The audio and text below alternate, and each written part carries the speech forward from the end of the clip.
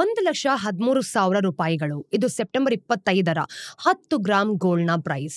2025ನ first half ಅಂದ್ರೆ ಜನವರಿ 2025ರಲ್ಲಿ ನೀವು ನೋಡೋದಾದ್ರೆ 76,800 ರೂಪಾಯಿಗಳಿಂದ ಗೋಲ್ಡ್ ಪ್ರೈಸ್ ಸುಮಾರು 25% ಹೆಚ್ಚಾಗಿದೆ. ನಿಮಗ್ ಗೊತ್ತಾ, ಈ ಚಿನ್ನ ಏನಿದೆ ಇದು ವರ್ಚುಲಿ ಇಂಡಿಸ್ಟ್ರಕ್ಚರಬಲ್ ಅಂತ ಹೇಳ್ಬೋದು. ಅಂದ್ರೆ ಇಲ್ಲಿವರೆಗೂ ಎಷ್ಟು ಗೋಲ್ಡ್ ಮೈನ್ಸ್ ಆಗಿದೆಯೋ ಅದು ಆಲ್ಮೋಸ್ಟ್ ಎಲ್ಲನೂ ಕೂಡ ಈಗಲೂ ಎಕ್ಸಿಸ್ಟ್ ಆಗತ್ತೆ. ಗೋಲ್ಡ್ ನ ಈ ಒಂದು ಯುನೀಕ್ ಕ್ವಾಲಿಟಿಯಿಂದನೇ ಇವತ್ತು ಅದು ಸ್ಟೇಬಲ್ ಮತ್ತೆ ಲಾಂಗ್ ಟರ್ಮ್ ಆಗೋನು ಕೂಡ, ಅಂದ್ರೆ ಚಿನ್ನ ನಾವು ಎಷ್ಟು ತಗೊಳ್ತೀವಿ ಅಷ್ಟು ಕೂಡ ಬೆಲೆ ಜಾಸ್ತಿ ಆಗ್ತಾ ಹೋಗುತ್ತೆ ಅಂತ ಹೇಳ್ತಿರೋದು. ಅದಕ್ಕೋಸ್ಕರ ಈ ಒಂದು ಮೆಟಲ್ ಒಂದು ಇನ್ವೆಸ್ಟ್ಮೆಂಟ್ ಆಪ್ಷನ್ ಆಗಿ ನಮ್ಮಲ್ಲಿ ಉಳ್ಕೊಂಡಿದೆ ನೋಡಿ. ಕರೆನ್ಸಿ ತರ ಗೋಲ್ಡ್ ನ ವ್ಯಾಲ್ಯೂ ರ್ಯಾಂಡಮ್ಲಿ ಫ್ಲಕ್ಚುಯೇಟ್ ಆಗೋದೇ ಇಲ್ಲ. ಅಷ್ಟು ಮಾತ್ರ ಅಲ್ಲ, ಗೋಲ್ಡ್ ಯಾವಾಗ್ಲೂ ಕೂಡ ತುಂಬಾ ಸ್ಥಿರವಾಗಿರುತ್ತೆ. ಹೋಗ್ತಾ ಹೋಗ್ತಾ ಬೆಲೆ ಜಾಸ್ತಿ ಆಗತ್ತೆ ಹೊರತು ಕಮ್ಮಿ ಅಂತೂ ಆಗಲ್ಲ. ಇವತ್ತು ಗ್ಲೋಬಲ್ ಮಾರ್ಕೆಟ್ ನಲ್ಲಿ ಹೈಲಿ ಲಿಕ್ವಿಡ್ ಕೂಡ ಆಗಿದೆ ಅಂತ ಹೇಳ್ಬೋದು. ಅದಕ್ಕೋಸ್ಕರ ಎಕನಾಮಿಕಲ್ ಮತ್ತೆ ಜಿಯೋಪಾಲಿಟಿಕಲ್ ಟೆನ್ಷನ್ಸ್ ನ ನೀವು ನೋಡೋದಾದ್ರೆ ಬೇರೆ ಫೈನಾನ್ಷಿಯಲ್ ಇನ್ಸ್ಟ್ರೂಮೆಂಟ್ಸ್ ನಲ್ಲಿ ಇನ್ವೆಸ್ಟರ್ ಕಾನ್ಫಿಡೆನ್ಸ್ ಕಡಿಮೆ ಆದಾಗ ಅವ್ರು ಏನ್ ಮಾಡ್ತಾರೆ, ಗೋಲ್ಡ್ ನ ವ್ಯಾಲ್ಯೂ ಸ್ಟೇಬಲ್ ಆಗಿರುತ್ತೆ ಅಲ್ಲಿ ಇನ್ವೆಸ್ಟ್ ಮಾಡಬಹುದು ಅಂತ ಮುಂದೆ ಬರ್ತಾರೆ. ಇನ್ಫ್ಯಾಕ್ಟ್ ಎಕನಾಮಿಕಲ್ ಮತ್ತೆ ಜಿಯೋಪಾಲಿಟಿಕಲ್ ಟೆನ್ಷನ್ ಸಮಯದಲ್ಲಿ ಗೋಲ್ಡ್ ಪ್ರೈಸಸ್ ಹೆಚ್ಚಾಗ್ತಾನೆ ಹೋಗ್ತಿತ್ತು ಕೂಡ, ಕಮ್ಮಿ ಅಂತೂ ಆಗ್ತಿರ್ಲಿಲ್ಲ. ಇವತ್ತಿನ ಈ ವಿಡಿಯೋದಲ್ಲಿ ನಾವು ಗೋಲ್ಡ್ ಪ್ರೈಸ್ ಅನ್ನ ಅಂದ್ರೆ ಆಸ್ ಅನ್ ಅಸೆಟ್ ಯಾವ ರೀತಿ ನಾವು ನೋಡ್ಕೊಳ್ಬಹುದು, ಒಂದು ಆಸ್ತಿಯಾಗಿ ಯಾವ ರೀತಿ ನಾವು ಕ್ರಿಯೇಟ್ ಮಾಡಬಹುದು ಅನ್ನೋದ್ರ ಬಗ್ಗೆ ನೋಡೋಣ. ಹಾಗೆ ಚಿನ್ನದ ಪ್ರೈಸಸ್ ಹೆಚ್ಚಾಗೋದ್ರ 3 ಮೇಜರ್ ರೀಸನ್ಸ್ ಏನು ಅಂತ ಅರ್ಥ ಮಾಡ್ಕೊಳ್ಳೋಣ. ಮೊದಲಿಗೆ ನಾವು ಈ ಚಿನ್ನದ ಪ್ರೈಸ್ ಮೇಲೆ ಅಮೆರಿಕದ ಡಾಲರ್ ಹಾಗೆ ಇಂಟ್ರೆಸ್ಟ್ ರೇಟ್ ನ ಈ ಒಂದು ಆಳವಾದ ಪರಿಣಾಮ ಯಾವ ರೀತಿ ಅಂತ ನೋಡ್ಕೊಂಬರೋಣ. ಅದಾದ್ಮೇಲೆ ಜಿಯೋಪಾಲಿಟಿಕಲ್ ಟೆನ್ಷನ್ಸ್ ನಿಂದ ಈ ಒಂದು ಗೋಲ್ಡ್ ನ ಪ್ರೈಸಸ್ ಮೇಲಿನ ಇಂಪ್ಯಾಕ್ಟ್ ಯಾವ ರೀತಿ ಅಂತಾನು ಕೂಡ ಡಿಸ್ಕಸ್ ಮಾಡೋಣ. ಇನ್ನು ವಿಡಿಯೋ ಕೊನೆಯಲ್ಲಿ ನಾವು ಗೋಲ್ಡ್ ನ ಡಿಮ್ಯಾಂಡ್ ಸಪ್ಲೈ ಡೈನಾಮಿಕ್ಸ್ ಬಗ್ಗೆ ಅರ್ಥ ಮಾಡ್ಕೊಳ್ತೀವಿ. ಹಾಗಿದ್ರೆ ಬನ್ನಿ ಇವತ್ತಿನ ಝೀರೋದ ಮಾರ್ಕೆಟ್ ನ ದ ಡೈಲಿ ಬ್ರೀಫ್ ಕಾರ್ಯಕ್ರಮವನ್ನು ಶುರು ಮಾಡೋಣ. ಮೊದಲಿಗೆ US ಡಾಲರ್ ಮತ್ತೆ ಇಂಟ್ರೆಸ್ಟ್ ರೇಟ್ಸ್ ಏನಿರುತ್ತೆ ಅದರ ಒಂದು ಗೋಲ್ಡ್ ಪ್ರೈಸಸ್ ಮೇಲಿನ ಇಂಪ್ಯಾಕ್ಟ್ ಅರ್ಥ ಮಾಡ್ಕೊಳ್ತಿದೀವಿ. ಸ್ವಲ್ಪ ಹಿಸ್ಟ್ರಿನ ತೆಗೆದು ನೋಡಿದ್ರೆ ಗೋಲ್ಡ್ ಪ್ರೈಸಸ್ಗೆ US ಫೆಡರಲ್ ರಿಸರ್ವ್ಸ್ ನ ಇಂಟ್ರೆಸ್ಟ್ ರೇಟ್ಸ್ ಜೊತೆ ಒಂದು ಸ್ಟ್ರಾಂಗ್ ರಿಲೇಷನ್ ಇದೆ. ಈ ರೂಲ್ ಪ್ರತಿ ಬಾರಿನೂ ಕೂಡ ಅಪ್ಲೈ ಆಗೋದೇ ಇಲ್ಲ. ಆದ್ರೆ ಹೆಚ್ಚಿನ ಕೇಸಸ್ ನಲ್ಲಿ ಅಮೆರಿಕದ ಇಂಟ್ರೆಸ್ಟ್ ರೇಟ್ಸ್ ಹಾಗೆ ಒಂದು ಗೋಲ್ಡ್ ಪ್ರೈಸಸ್ ನಡುವೆ ಒಂದು ಇನ್ವರ್ಸ್ ರಿಲೇಶನ್ಶಿಪ್ ಖಂಡಿತವಾಗ್ಲೂ ಇದೆ ಅಂತ ಗೊತ್ತಾಗುತ್ತೆ. ಅಂದ್ರೆ ಯಾವಾಗ ಇಂಟ್ರೆಸ್ಟ್ ರೇಟ್ಸ್ ಜಾಸ್ತಿ ಆಗುತ್ತೋ ಆಗ ಗೋಲ್ಡ್ ಪ್ರೈಸಸ್ ಕಡಿಮೆ ಆಗತ್ತೆ, ಮತ್ತೆ ಯಾವಾಗ ಇಂಟ್ರೆಸ್ಟ್ ರೇಟ್ಸ್ ಕಡಿಮೆ ಆಗುತ್ತೋ ಅವಾಗ ಗೋಲ್ಡ್ ಪ್ರೈಸಸ್ ಹೆಚ್ಚಾಗತ್ತೆ. ಏನಿದು ಹೋಗ್ತಾ ಹೋಗ್ತಾ ಅರ್ಥ ಆಗತ್ತೆ ನೋಡಿ. ಇದಕ್ಕೆ ಕಾರಣ ವೆರಿ ಸಿಂಪಲ್. ಯಾವಾಗ US ನ ಒಂದು ಇಂಟ್ರೆಸ್ಟ್ ರೇಟ್ಸ್ ಹೆಚ್ಚಾಗುತ್ತೋ ಆಗ US ಗವರ್ಮೆಂಟ್ ಬಾಂಡ್ಸ್ ಹಾಗೆ ಡೆಪಾಸಿಟ್ಸ್ ತರದ ಒಂದು ಈಲ್ಡ್ ಬೇರಿಂಗ್ ಅಸೆಟ್ಸ್ ಅಂತ ಏನ್ ಹೇಳ್ತೀವಿ ಅದರ ವ್ಯಾಲ್ಯೂ ಹೆಚ್ಚಾಗತ್ತೆ. ಇನ್ನೊಂದ್ ಕಡೆಗೆ ನೋಡೋದಾದ್ರೆ ಈ ಒಂದು ಈಲ್ಡ್ ಬರದೇ ಇರೋ ಗೋಲ್ಡ್ ಏನಿರುತ್ತೆ ಅದನ್ನ ಹೋಲ್ಡ್ ಮಾಡ್ಕೊಳ್ಳೋದು ಅಂದ್ರೆ ತುಂಬಾ ಅನ್ಅಟ್ರಾಕ್ಟಿವ್ ಅಂತ ಹೇಳ್ಬೋದು. ಅದು ಯಾವಾಗ US ನ ಒಂದು ಇಂಟ್ರೆಸ್ಟ್ ರೇಟ್ಸ್ ನ ಕಡಿಮೆ ಮಾಡುತ್ತೋ ಆಗ ಈ ಈಲ್ಡ್ ಬೇರಿಂಗ್ ಅಸೆಟ್ಸ್ ಗಳು ಕಡಿಮೆ ಅಟ್ರಾಕ್ಟಿವ್ ಆಗುತ್ತೆ. ಇಂಥ ಸಿಚುವೇಶನ್ ಅಲ್ಲಿ ಚಿನ್ನದ ಒಂದು ವ್ಯಾಲ್ಯೂ ಅಪ್ರಿಸಿಯೇಷನ್ ನಿಂದ ಒಂದು ಅಟ್ರಾಕ್ಟಿವ್ ಇನ್ವೆಸ್ಟ್ಮೆಂಟ್ ಆಗುತ್ತೆ. ಸೊ ಯಾವಾಗ ಇಂಟ್ರೆಸ್ಟ್ ರೇಟ್ಸ್ ಇಳಿಯತ್ತೋ ಆಗ ಜನರು ಬೇಸಿಕ್ಲಿ ಏನ್ ಮಾಡ್ತಾರೆ, ಚಿನ್ನದಲ್ಲಿ ಇನ್ವೆಸ್ಟ್ ಮಾಡ್ತಾರೆ. ಇದರಿಂದ ಇದರ ಒಂದು ಡಿಮ್ಯಾಂಡ್ ಜೊತೆಗೆ ಈ ಮೆಟಲ್ ಪ್ರೈಸಸ್ ಕೂಡ ಹೆಚ್ಚಾಗ್ತಾ ಹೋಗುತ್ತೆ. ಆದ್ರೆ ಪ್ರೈಸಸ್ ಅನ್ನ ಬೇರೆ ದೇಶಗಳ ಜೊತೆ ನೀವು ನೋಡೋದಾದ್ರೆ ಸೆಂಟ್ರಲ್ ಬ್ಯಾಂಕ್ಸ್ ಕೂಡ ಇದರಲ್ಲಿ ಸೆಟ್ ಮಾಡತ್ತೆ. ಇಂಥ ಸಿಚುವೇಶನ್ ಅಲ್ಲಿ ಕೇವಲ US ನ ಒಂದು ಇಂಟ್ರೆಸ್ಟ್ ರೇಟ್ಸ್ ನ ನೀವು ನೋಡೋದಾದ್ರೂ ಕೂಡ ಗೋಲ್ಡ್ ಪ್ರೈಸಸ್ ಮೇಲೆ ಯಾಕೆ ಇಷ್ಟೊಂದು ಪರಿಣಾಮ ಬೀಳತ್ತೆ, ಯಾಕೆ ಅಂತಂದ್ರೆ ಗ್ಲೋಬಲಿ ಗೋಲ್ಡ್ ಪ್ರೈಸಸ್ ಅಮೆರಿಕದ ಡಾಲರ್ಸ್ ನಲ್ಲಿ ಸೆಟ್ ಆಗತ್ತೆ. ಅದಕ್ಕೋಸ್ಕರನೇ US ನ ಫೆಡರಲ್ ಇದರಲ್ಲಿ ನೀವು ನೋಡೋದಾದ್ರೂ ಕೂಡ ಪಾಲಿಸಿ ಗೋಲ್ಡ್ ಪ್ರೈಸಸ್ಗೆ ಇಷ್ಟು ಪರಿಣಾಮ ಬೀಳೋ ರೀತಿ ಅದು ಕೆಲಸ ಮಾಡೋದು. US ಫೆಡ್ ಅಂದ್ರೆ ಫೆಡರಲ್ ಫಂಡ್ಸ್ ರೇಟ್ಸ್ ಮೂಲಕ ಇಂಟ್ರೆಸ್ಟ್ ರೇಟ್ಸ್ ನ ಕಂಟ್ರೋಲ್ ಮಾಡುತ್ತೆ. ಇನ್ನು ಈ ಒಂದು ಫೆಡರಲ್ ಫಂಡ್ಸ್ ರೇಟ್ಸ್ ಅನ್ನ 2 ರೀಸನ್ಸ್ ಗಳಿಗೋಸ್ಕರ ಅಡ್ಜಸ್ಟ್ ಮಾಡ್ತೀವಿ. ಇನ್ಫ್ಲೇಷನ್ ಅನ್ನ 2% ಕಂಫರ್ಟಬಲ್ ರೇಂಜ್ ನಲ್ಲಿ ಇಡೋದಕ್ಕೋಸ್ಕರ ಮತ್ತೆ ಮ್ಯಾಕ್ಸಿಮಮ್ ಸಸ್ಟೈನಬಲ್ ಎಂಪ್ಲಾಯ್ಮೆಂಟ್ ಮೇಂಟೈನ್ ಮಾಡೋದಕ್ಕೋಸ್ಕರ. ಯಾವಾಗ ಅಮೆರಿಕದಲ್ಲಿ ಇನ್ಫ್ಲೇಷನ್ ವೀಕ್ ಆಗುತ್ತೋ ಮತ್ತೆ ಈ ಒಂದು ಗ್ರೋತ್ ವೀಕ್ ಅಂತ ಹೇಳ್ತೀವಿ ಗೊತ್ತಾ, ಅದಿರುತ್ತೆ ಅಲ್ವಾ, ಅವಾಗ ಹಾಗೆ ಫೆಡ್ ಇಂಟ್ರೆಸ್ಟ್ ರೇಟ್ಸ್ ಕೂಡ ಕಡಿಮೆ ಮಾಡ್ಬಿಡುತ್ತೆ. ಇಂಥ ಸಂದರ್ಭದಲ್ಲಿ ಲೋನ್ಸ್ ನೀವೇನಾದ್ರು ತಗೊಳ್ಬೇಕು ಅಂತ ಅನ್ಕೊಂಡಿದ್ದಾಗ ಇಂಟ್ರೆಸ್ಟ್ ರೇಟ್ಸ್ ಕೂಡ ಕಡಿಮೆ ಆಗಿರುತ್ತೆ. ಮತ್ತೆ ಜನರು ಏನ್ ಮಾಡ್ತಾರೆ, ಹಣವನ್ನ ತಗೊಳ್ಬೇಕಾದ್ರೆ ಅಥವಾ ಜಾಸ್ತಿ ಅದನ್ನ ಖರ್ಚು ಮಾಡ್ಕೊಳ್ತಾರೆ. ಇದರಿಂದ ಎಕನಾಮಿಗೆ ಬೂಸ್ಟ್ ಸಿಗತ್ತೆ. ಯಾವಾಗ ಅಮೆರಿಕದಲ್ಲಿ ಇನ್ಫ್ಲೇಷನ್ ಹೆಚ್ಚಾಗುತ್ತೋ ಆಗ ಫೆಡ್ ಇಂಟ್ರೆಸ್ಟ್ ರೇಟ್ಸ್ ಹೆಚ್ಚಾಗತ್ತೆ. ಒಂದ್ಸಲ ಯೋಚನೆ ಮಾಡಿ, ಈಗ ಬಾರೋಯಿಂಗ್ ಅಂತ ಏನ್ ಹೇಳ್ತೀವಿ ಅದು ಕಡಿಮೆ ಆಗ್ಲಿ, ಸಾಲ ಕಮ್ಮಿ ಆಗ್ಲಿ ಅಂತ. ಈಗ ಇಂಟ್ರೆಸ್ಟ್ ರೇಟ್ಸ್ ಹೆಚ್ಚಾಗೋದ್ರಿಂದ ಜನರು ಏನ್ ಮಾಡ್ತಾರೆ, ಹಣ ಖರ್ಚು ಮಾಡೋದಕ್ಕಿಂತ ಹೆಚ್ಚಾಗಿ ಸೇವ್ ಮಾಡೋದಕ್ಕೆ ಪ್ರಿಫರ್ ಮಾಡ್ತಾರೆ. ಇದರಿಂದ ಎಕನಾಮಿಯಲ್ಲಿ ಅಂದ್ರೆ ಈ ಒಂದು ದುಡ್ಡಿನ ಸಪ್ಲೈ ಅಂತ ಏನ್ ಹೇಳ್ತೀವಿ ಅದು ಕಡಿಮೆ ಆಗತ್ತೆ. ಜೊತೆಗೆ ಇನ್ಫ್ಲೇಷನ್ ಅಂತ ಏನ್ ಹೇಳ್ತೀವಿ ಅದು ಕೂಡ ಕಂಟ್ರೋಲ್ ಆಗ್ಬೋದು. ಇನ್ಫ್ಲೇಷನ್ ಮತ್ತೆ ಎಂಪ್ಲಾಯ್ಮೆಂಟ್ ಅಲ್ಲದೆ ಫೆಡ್ ಕನ್ಸ್ಯೂಮರ್ ಸ್ಪೆಂಡಿಂಗ್ ನ ನೀವು ನೋಡೋದಾದ್ರೆ ಈ ಒಂದು ಕುಟುಂಬದ ಡೇಟಾ ತರದ ಮೆಟ್ರಿಕ್ಸ್ ಬೇಸಿಸ್ ಮೇಲೂ ಕೂಡ ರೇಟ್ಸ್ ಚೇಂಜ್ ಮಾಡತ್ತೆ.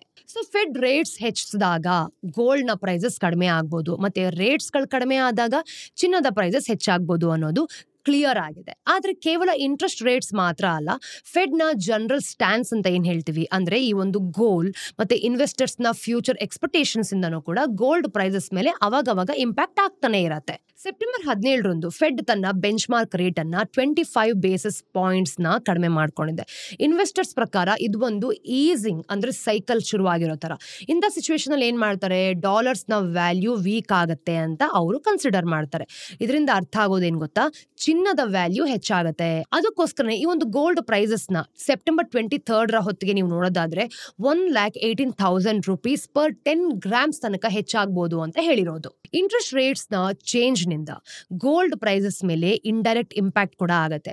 ಯಾವಾಗ ಇಂಟ್ರೆಸ್ಟ್ ರೇಟ್ ಹೆಚ್ಚಾಗುತ್ತೋ ಅದು ಎಕನಾಮಿಕ್ ಕಾನ್ಫಿಡೆನ್ಸ್ ನ ಸೈನ್ ಆಗಿರುತ್ತೆ. ನೀವೇ ಅರ್ಥ ಮಾಡ್ಕೊಳ್ಳಿ, ಎಕನಾಮಿಕ್ ಕಾನ್ಫಿಡೆನ್ಸ್ ಅವಾಗವಾಗ ಜನರ ಮೇಲೆ ಹಾಗೆ ಕರೆನ್ಸಿ ಮೇಲೆ ಚಿನ್ನದ ಮೇಲೆ ಪ್ಲೇ ಮಾಡುತ್ತೆ. ಈಗ ಕನ್ಸ್ಯೂಮರ್ಸ್ ನ್ಯಾಚುರಲಿ ಏನ್ ಮಾಡ್ತಾರೆ, ಹೆಚ್ಚಾಗಿ ಸ್ಪೆಂಡ್ ಮಾಡ್ತಾರೆ. ಬಿಸ್ನೆಸಸ್ ಏನಿರುತ್ತೆ ಅದನ್ನ ಗ್ರೋ ಆಗೋದಕ್ಕೆ ಅವಕಾಶಗಳನ್ನ ಮಾಡ್ಕೊಡ್ತಾರೆ. ಇಂಥ ಸಂದರ್ಭದಲ್ಲಿ ಸೆಂಟ್ರಲ್ ಬ್ಯಾಂಕ್ಸ್ ಏನ್ ಮಾಡುತ್ತೆ ಗೊತ್ತಾ, ಇನ್ಫ್ಲೇಷನ್ ಅನ್ನ ಅವಶ್ಯಕತೆಗಿಂತ ಹೆಚ್ಚಾಗದಿರೋ ರೀತಿ ತಡಿಬೇಕು ಅಂತ ಇಂಟ್ರೆಸ್ಟ್ ರೇಟ್ಸ್ ಅನ್ನ ಹೆಚ್ಚಿಗೆ ಮಾಡುತ್ತೆ. ಹೈಯರ್ ಇಂಟ್ರೆಸ್ಟ್ ರೇಟ್ಸ್ ನಿಂದ ಡೊಮೆಸ್ಟಿಕ್ ಕರೆನ್ಸಿಯ ವ್ಯಾಲ್ಯೂ ಹೆಚ್ಚಾಗತ್ತೆ. ಜೊತೆಗೆ ಗೋಲ್ಡ್ ಅನ್ನ ನೀವು ಇನ್ವೆಸ್ಟ್ಮೆಂಟ್ ರೀತಿ ನೀವು ನೋಡೋದಾದ್ರೆ ಕಡಿಮೆ ಅಟ್ರಾಕ್ಟಿವ್ ಅನ್ಸುತ್ತೆ. ಅಂದ್ರೆ ಯಾರಿಗೂ ಕೂಡ ಅಲ್ಲಿ ಇನ್ವೆಸ್ಟ್ ಮಾಡಬೇಕು ಅಂತ ಅನ್ಸಲ್ಲ. ಇನ್ನೊಂದ್ ಕಡೆ ಯಾವಾಗ ಇಂಟ್ರೆಸ್ಟ್ ರೇಟ್ಸ್ ಕಡಿಮೆ ಆಗುತ್ತೋ ಈ ಸಿಚುವೇಶನ್ ಅಂದ್ರೆ ಆಪೋಸಿಟ್ ಆಗುತ್ತೆ. ಎಕನಾಮಿಕ್ ಗ್ರೋತ್ ಸ್ಲೋ ಆಗುತ್ತೆ, ಕರೆನ್ಸಿ ವೀಕ್ ಆಗುತ್ತೆ, ಜೊತೆಗೆ ಜಾಬ್ಸ್ ಕೂಡ ಎಲ್ಲಂದ್ರೆ ಅಲ್ಲಿ ಕಟ್ ಆಗ್ತಾ ಹೋಗುತ್ತೆ. ಹೀಗೆ ವೀಕ್ ಆಗಿರೋ ಎಕನಾಮಿಗೆ ಇನ್ಸೆಂಟಿವ್ಸ್ ಕೊಡಬೇಕು ಅಂತಂದ್ರೆ ಇಂಟ್ರೆಸ್ಟ್ ರೇಟ್ಸ್ ಕಡಿಮೆ ಮಾಡ್ತಾರೆ. ನೋಡಿ, ಬಾರೋಯಿಂಗ್ಸ್ ಮೂಲಕ, ಸಾಲದ ಮೂಲಕ ಎಕನಾಮಿಗೆ ಮತ್ತೆ ಸ್ಟ್ರೆಂತ್ ಬರಲಿ ಅಂತ ಏನ್ ಮಾಡ್ತಾರೆ, ಗೋಲ್ಡ್ ಚಿನ್ನದ ಎಕನಾಮಿ ಮೇಲೆ ಯಾವ ರೀತಿ ಗ್ರೋತ್ ಆಗ್ಬೋದು ಅಥವಾ ಸ್ಲೋ ಡೌನ್ ಆಗ್ಬೋದು ಅನ್ನೋದು ಕನೆಕ್ಟೆಡ್ ಆಗಿರಲ್ಲ ಅಂತ ಅವ್ರು ತೋರಿಸ್ತಿರೋದು. ನೋಡಿ, ಅರ್ಥ ಮಾಡ್ಕೋಬೇಕಾದಿಷ್ಟೇ, ಈ ಚಿನ್ನದ ವ್ಯಾಲ್ಯೂ ಏನಿದೆ ಅದರ ಒಂದು ಕೊರತೆಯಿಂದ ಅದರ ಒಂದು ಪರಿಣಾಮಕ್ಕೆ ಒಳಗಾಗತ್ತೆ. ಇಲ್ಲಿ ಎಕನಾಮಿಕ್ಸ್ ಗಳಲ್ಲಿ ನೀವು ನೋಡೋದಾದ್ರೆ ಅದು ವೀಕ್ ಆದಾಗ ಗೋಲ್ಡ್ ಒಂದು ಅಟ್ರಾಕ್ಟಿವ್ ವ್ಯಾಲ್ಯೂ ಅಂದ್ರೆ ಅಪ್ರಿಶಿಯೇಟಿವ್ ಅಸೆಟ್ ಆಗತ್ತೆ. ಸೊ ಇಂಟ್ರೆಸ್ಟ್ ರೇಟ್ಸ್ ಮತ್ತೆ ಗೋಲ್ಡ್ ಪ್ರೈಸಸ್ ನಡುವೆ ಕನೆಕ್ಷನ್ ಇದೆ ಅಂತ ನಾವು ಅರ್ಥ ಮಾಡ್ಕೊಂಡ್ವಿ. ಈಗ ಇಂಟ್ರೆಸ್ಟ್ ರೇಟ್ಸ್ ನಲ್ಲಿ ದೊಡ್ಡ ಚೇಂಜಸ್ ಏನು, ಗೋಲ್ಡ್ ಪ್ರೈಸಸ್ ಅನ್ನ ಕೂಡ ಹೆಚ್ಚಿಗೆ ಅಫೆಕ್ಟ್ ಮಾಡುತ್ತಾ ಅನ್ನೋದು ಕೂಡ ಕ್ಲಿಯರ್ ಆಗಿದೆ. ಜೊತೆಗೆ US ನ ಅತಿ ದೊಡ್ಡ ರೇಟ್ ಕಟ್ಸ್ ನ ಮತ್ತೆ ಅದ್ರ ನಡುವೆ ಗೋಲ್ಡ್ ಪ್ರೈಸಸ್ ಮೇಲಿನ ಇಂಪ್ಯಾಕ್ಟ್ ಏನು ಅಂತ ನೋಡ್ಕೊಂಬರೋಣ. ಮೊದಲಿಗೆ ಬಂದಿದ್ ಯಾವುದು, 2000 ಇಸ್ವಿಯಲ್ಲಿ ನೀವು ನೋಡೋದಾದ್ರೆ 6.5% ರೇಟ್ ಕಟ್. ನೋಡಿ, .com ಬಬಲ್ ಬರ್ಸ್ಟ್ ಆಯ್ತು ಅಂತ ಹೇಳ್ಬೋದು. ಹಾಗೇನೆ ಫೆಡ್ ಸ್ಲೋ ಆಗಿರೋದ್ರಿಂದ US ಎಕನಾಮಿಗೆ ಸಪೋರ್ಟ್ ಮಾಡೋದಕ್ಕೋಸ್ಕರ ಇಂಟ್ರೆಸ್ಟ್ ರೇಟ್ಸ್ ಅನ್ನ ಕಟ್ ಮಾಡಿದ್ರು. ಇನ್ನು ಟೆಕ್ ಬೂಮ್ ನಲ್ಲಿ ಗೋಲ್ಡ್ ಅನ್ನ ಇಗ್ನೋರ್ ಮಾಡಲಾಗ್ತಾ ಇತ್ತು ಕೂಡ. ಆದ್ರೆ ಅಮೆರಿಕದ ಎಕನಾಮಿ ಸ್ಲೋ ಆಗಿರೋದ್ರಿಂದ ಇನ್ವೆಸ್ಟರ್ಸ್ ನ ಫೋಕಸ್ ಮತ್ತೆ ಗೋಲ್ಡ್ ಕಡೆಗೆ ಶಿಫ್ಟ್ ಆಗೋಯ್ತು. ನೋಡಿ, ರಿಸೆಷನ್ ನ ಭಯ ಹಾಗೆ ಡಾಲರ್ಸ್ ಮತ್ತಷ್ಟು ವೀಕ್ ಆಗತ್ತೆ ಅನ್ನೋ ಇನ್ನೊಂದು ಭಯ. ಸೊ ಆಮೇಲೆ ಏನ್ ಮಾಡಿದ್ರು, ಗೋಲ್ಡ್ ನ ಡಿಮ್ಯಾಂಡ್ ನಲ್ಲಿ ಗ್ರೋತ್ ಬರುತ್ತೆ ಅನ್ನೋದು ಅವ್ರಿಗೆ ಸಖತ್ ಕಾನ್ಫಿಡೆನ್ಸ್ ಬಂತು. ಸೊ ಹಾಗೇನೆ ಗೋಲ್ಡ್ ಕೂಡ ಬೂಮ್ ಆಗೋಯ್ತು. ಎಲ್ಲರೂ ಇದರಲ್ಲಿ ಇನ್ವೆಸ್ಟ್ ಮಾಡಕ್ಕೆ ಶುರು ಮಾಡಿದ್ರು. ಈ ಪ್ರೇಷಿಯಸ್ ಮೆಟಲ್ ನ ಪ್ರೈಸಸ್ ಮುಂದಿನ 2 ವರ್ಷಗಳಲ್ಲಿ 31% ಹೆಚ್ಚಾಗೋಯ್ತು ಗೊತ್ತಾ. ಆಮೇಲೆ 2007 ನೀವು ನೋಡೋದಾದ್ರೆ 5.25% ರೇಟ್ ಕಟ್ ಆಯ್ತು. ಗ್ಲೋಬಲ್ ಫೈನಾನ್ಷಿಯಲ್ ಕ್ರೈಸಿಸ್ ಸಮಯದಲ್ಲಿ ಫೆಡ್ ಏನಾಗಿದ್ದು ಇಮಿಡಿಯೇಟ್ ಆಗಿ ಕೆಳಗಡೆ ಇಳಿದೋಗಿದ್ದು. ಅಂದ್ರೆ ಫೆಡ್ ಇಂಟ್ರೆಸ್ಟ್ ರೇಟ್ಸ್ ಕಡಿಮೆ ಮಾಡ್ತು ಅಂತ. ಈಗ ಸಬ್ ಪ್ರೈಮ್ ಅಂದ್ರೆ ಏನು, ಪೂರ್ ಕ್ರೆಡಿಟ್ ಹಿಸ್ಟ್ರಿ ಇರೋ ಒಂದು ಬಾರೋವರ್ಸ್ ನಡುವೆ ಹೆಚ್ಚಾಗುವಂತ ಭಯ ಅಂತ ಹೇಳ್ತೀವಿ. ಹಾಗೆ ಹೌಸಿಂಗ್ ಮಾರ್ಕೆಟ್ ಕೊಲ್ಯಾಪ್ಸ್ ನಿಂದ ಇನ್ವೆಸ್ಟರ್ಸ್ ಏನ್ ಮಾಡ್ತಾರೆ, ತಮ್ಮ ಫಂಡ್ಸ್ ಹಾಗೂ ಫೋಕಸ್ ಅನ್ನ ಗೋಲ್ಡ್ಗೆ ಶಿಫ್ಟ್ ಮಾಡಿದ್ರು. ಇನ್ನು 2007ರಿಂದ 2009 ತನಕ ಗೋಲ್ಡ್ ಪ್ರೈಸಸ್ 39% ಹೆಚ್ಚಾಗೋಗಿದ್ದು. ಆಮೇಲೆ ಬಂತು ನೋಡಿ 2019ರಲ್ಲಿ 2.4% ಕಟ್. ಟ್ರೇಡ್ ಟೆನ್ಷನ್ಸ್ ಮತ್ತೆ ಸ್ಲೋ ಗ್ಲೋಬಲ್ ಗ್ರೋತ್ ನಿಂದಾಗಿ ಫೆಡ್ ಹಲವಾರು ವರ್ಷಗಳ ಒಂದು ರೇಟ್ ಅನ್ನ ಏನ್ ಮಾಡ್ತು, ತುಂಬಾ ಆಗಿ ಹಿಡ್ಕೊಳ್ತು. ಒಂದು ರಿವರ್ಸಲ್ ಬಂತು ಅಂತ ಹೇಳ್ಬೋದು. ಇಡೀ ವರ್ಷದ ಚಿಕ್ಕ ರೇಟ್ ಕಟ್ಸ್ ನಿಂದಲೂ ಕೂಡ ಗೋಲ್ಡ್ಗೆ ಸ್ಟ್ರಾಂಗ್ ಡಿಮ್ಯಾಂಡ್ ಜನರೇಟ್ ಆಗೋಯ್ತು ಗೊತ್ತಾ. ಮುಂದಿನ 2 ವರ್ಷಗಳಲ್ಲಿ ಗೋಲ್ಡ್ ಪ್ರೈಸಸ್ 26% ಹೆಚ್ಚಾಗೋಯ್ತು. ಆಮೇಲೆ ಬರೋದು ಫೆಡ್ ನ ಈ ಒಂದು ರೀಸೆಂಟ್ ರೇಟ್ ಕಟ್ ಅಂತ ಹೇಳ್ತೀವಿ. ಇನಿಷಿಯಲಿ ಗೋಲ್ಡ್ ಡಿಮ್ಯಾಂಡ್ ಮತ್ತೆ ಪ್ರೈಸಸ್ ನ ರಿಯಾಕ್ಷನ್ ಎಕ್ಸ್ಪೆಕ್ಟೇಷನ್ಸ್ ಗಿಂತನೂ ಕೂಡ ವೀಕ್ ಇತ್ತು. ನೋಡಿ, ಗೋಲ್ಡ್ ಪ್ರೈಸಸ್ ಎಲ್ಲೋ 0.1% ಅಷ್ಟು ಕಡಿಮೆ ಆಗ್ಬೋದೇ ಹೊರತು 5% ಗಿಂತ ಕಡಿಮೆ ಇಳಿಯೋದೇ ಇಲ್ಲ. ಎಲ್ಲೋ ಒಂದ್ ಕಡೆ ಸ್ವಲ್ಪ ಕಮ್ಮಿ ಆಯ್ತು. ಇದೊಂದು ಎಕ್ಸೆಪ್ಷನಲ್ ಕೇಸ್ ಅಂತ ಹೇಳ್ಬೋದು. ಆದ್ರೆ ಯಾಕೆ ಹೀಗಾಯ್ತು ನೋಡಿ, ಮಾರ್ಕೆಟ್ ಈಗಾಗಲೇ ಬಹಳಷ್ಟು ರೇಟ್ ಕಟ್ಸ್ ಮೇಲೆ ರಿಯಾಕ್ಟ್ ಮಾಡ್ತಾ ಇತ್ತು. ಯಾವಾಗ ಫೆಡ್ ಈ ರೇಟ್ ಕಟ್ಸ್ ನ ಶುರುವಾತು ಇಂದನೇ ಸ್ಟಾರ್ಟ್ ಮಾಡಿದ್ರೋ ಆಗ ಈ ಒಂದು ಗ್ರಾಜುವಲ್ ಅಪ್ರೋಚ್ ಅನ್ನು ತಗೊಳ್ಳೋದು ತುಂಬಾ ಖಂಡಿತ ಅಂತ ಅನಿಸ್ತು. ಹಲವಾರು ಇನ್ವೆಸ್ಟರ್ಸ್ ಬೇಗನೆ ಪ್ರಾಫಿಟ್ಸ್ ಅನ್ನು ಕೂಡ ಬುಕ್ ಮಾಡ್ಕೊಂಡ್ರು. ಇದರಿಂದ ಏನಾಯ್ತು, ರೂಮರ್ ಜಾಸ್ತಿ ಸ್ಪ್ರೆಡ್ ಆಗಿರೋದ್ರಿಂದ ಎಲ್ಲಾ ಕಡೆ ಈ ಒಂದು ಸೇಲ್ ಅಲ್ಲಿ ಎಫೆಕ್ಟ್ ಆಯ್ತು. ಫೆಡ್ ಡಿಸಿಷನ್ ನ ಕೇಸ್ ನೀವು ನೋಡೋದಾದ್ರೆ ಹೆಚ್ಚಾಗಿ ನೋಡೋಕ್ ಸಿಗುತ್ತೆ. ಹಲವಾರು ಬಾರಿ ಈ ಒಂದು ಫೆಡ್ ನ ಡಿಸಿಷನ್ ಡೇಸ್ ನೀವು ನೋಡೋದಾದ್ರೆ ಗೋಲ್ಡ್ ನ ಫ್ಯೂಚರ್ ಟ್ರೇಡಿಂಗ್ ವಾಲ್ಯೂಮ್ಸ್ ನ 200 ಇಂದ 300% ತನಕ ಹೆಚ್ಚಾಗ್ಸತ್ತೆ. ಇಂತಹ ಕೇಸಸ್ ನಲ್ಲಿ ಹಲವಾರು ಬಾರಿ ಇಂಟ್ರೆಸ್ಟ್ ರೇಟ್ಸ್ ಮತ್ತೆ ಗೋಲ್ಡ್ ಪ್ರೈಸಸ್ ನ ಇನ್ವರ್ಸ್ ಈ ಒಂದು ರಿಲೇಷನ್ ಕೆಲಸನೇ ಮಾಡೋದಿಲ್ಲ. ಗೋಲ್ಡ್ ಪ್ರೈಸಸ್ ಮತ್ತೆ ಒಂದು $US ನಡುವೆ ಇನ್ನೊಂದು ಇಂಟ್ರೆಸ್ಟಿಂಗ್ ರಿಲೇಷನ್ ಇದೆ. ಅದೇ ನಾವು ಹೇಳೋದು ವರ್ಲ್ಡ್ ವಾರ್ ಫಸ್ಟ್ ಅಲ್ಲಿ ನೋಡೋದಾದ್ರೆ ಗೋಲ್ಡ್ ಫಾರಿನ್ ಎಕ್ಸ್ಚೇಂಜ್ ನ ಮೀಡಿಯಂ ಆಗಿತ್ತು ಅಂತ ಗೊತ್ತಾಗುತ್ತೆ. ಅಂದ್ರೆ ಇದರಿಂದ ಎಲ್ಲರೂ ಕೂಡ ಎಕ್ಸ್ಚೇಂಜ್ ಮಾಡ್ತಿರು. 1944 ಈ ಒಂದು ಬ್ರೆಟನ್ ವುಡ್ಸ್ ಅಗ್ರಿಮೆಂಟ್ ಅಲ್ಲಿ ನೋಡೋದಾದ್ರೂ ಕೂಡ ಡಾಲರ್ ಅನ್ನ ಗ್ಲೋಬಲ್ ರಿಸರ್ವ್ ಕರೆನ್ಸಿ ಆಗಿ ಮಾಡಿದ್ದು. ಅದು $35 per ounce ರೇಟ್ ನಲ್ಲಿ ಗೋಲ್ಡ್ ಗಿಂತ ಬ್ಯಾಕ್ ಆಗಿತ್ತು. ಈ ಸಿಸ್ಟಮ್ 1970s ಹೊತ್ತಿಗೆ ಕೊಲ್ಯಾಪ್ಸ್ ಆಗೋಯ್ತು. ಅಂದ್ರೆ ಇದಕ್ಕಿದ್ದ ಹಾಗೆ ಮಾಯ ಆಗೋಯ್ತು, ಇಲ್ಲ ಬಿದೋಯ್ತು ಅಂತ ಹೇಳ್ಬೋದು. ಆದ್ರೆ ಗ್ಲೋಬಲಿ ಸೆಂಟ್ರಲ್ ಬ್ಯಾಂಕ್ಸ್ ನೀವು ನೋಡೋದಾದ್ರೆ ಚಿನ್ನವನ್ನ ರಿಸರ್ವ್ ಅಸೆಟ್ ತರ ಯೂಸ್ ಮಾಡ್ಕೊಳ್ಳೋದಕ್ಕೆ ಶುರು ಮಾಡ್ಕೊಂಡ್ರು.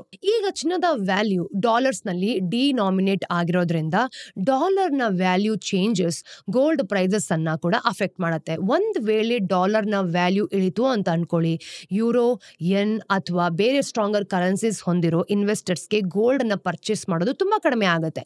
ಅದಕ್ಕೋಸ್ಕರ ಈ ಒಂದು ಗೋಲ್ಡ್ ನ ವ್ಯಾಲ್ಯೂ ನಲ್ಲಿ ಈ ಒಂದು ಇಳಿತ ಬರೋದೇ ಇಲ್ಲ. ಆದ್ರೆ ಗೋಲ್ಡ್ ಅನ್ನ ರೆಪ್ರೆಸೆಂಟ್ ಮಾಡೋ ಈ ಡಾಲರ್ಸ್ ಗಳು ಏನಿರುತ್ತೆ ಅದು ಖಂಡಿತವಾಗ್ಲೂ ಕೂಡ ವೀಕ್ ಆಗುತ್ತೆ. ಸೊ ಸ್ಟ್ರಾಂಗರ್ ಕರೆನ್ಸಿ ಹೋಲ್ಡ್ ಮಾಡೋ ಇನ್ವೆಸ್ಟರ್ಸ್ಗೆ ಗೋಲ್ಡ್ ನ ಡಿಮ್ಯಾಂಡ್ ಹೆಚ್ಚಾಗತ್ತೆ. ಇದರಿಂದ ಗೋಲ್ಡ್ ನ ಪ್ರೈಸಸ್ ಕೂಡ ಹೆಚ್ಚಾಗತ್ತೆ. ಇನ್ನೊಂದು ಕಡೆ ನೀವು ನೋಡೋದಾದ್ರೆ ಡಾಲರ್ ನ ವ್ಯಾಲ್ಯೂ ಹೆಚ್ಚಾಯ್ತು ಅಂತ ಅನ್ಕೊಳ್ಳಿ, ಗೋಲ್ಡ್ ನ ಡಿಮ್ಯಾಂಡ್ ನಲ್ಲಿ ವೀಕ್ನೆಸ್ ಕೂಡ ಬರ್ಬೋದು. ಮಾರ್ಗನ್ ಸ್ಟ್ಯಾನ್ಲಿ ಹೇಳೋ ಪ್ರಕಾರ ಬೇರೆ ಕರೆನ್ಸೀಸ್ ಒಂದಿಗೆ ನಾವೇನಾದ್ರೂ ಕಂಪೇರ್ ಮಾಡಿದ್ರೆ ಡಾಲರ್ ನ ವ್ಯಾಲ್ಯೂ 2025 ನ ಫಸ್ಟ್ ಹಾಫ್ ನಲ್ಲಿ 11% ಕಡಿಮೆ ಆಗಿದೆ. ಇದು ಲಾಸ್ಟ್ 50 ವರ್ಷಗಳಲ್ಲಿ ಡಾಲರ್ ನ ವ್ಯಾಲ್ಯೂ ನಲ್ಲಿನ ಅತಿ ದೊಡ್ಡ ಈ ಒಂದು ಇಳಿತ ಅಂತ ಹೇಳ್ಬೋದು. ಈ ಒಂದು ಇಳಿತದಿಂದ ಡಾಲರ್ ನ ಈ ಒಂದು 15 ವರ್ಷದ ಬುಲ್ ರನ್ ಕೂಡ ಮುಗ್ದೋಗಿದೆ.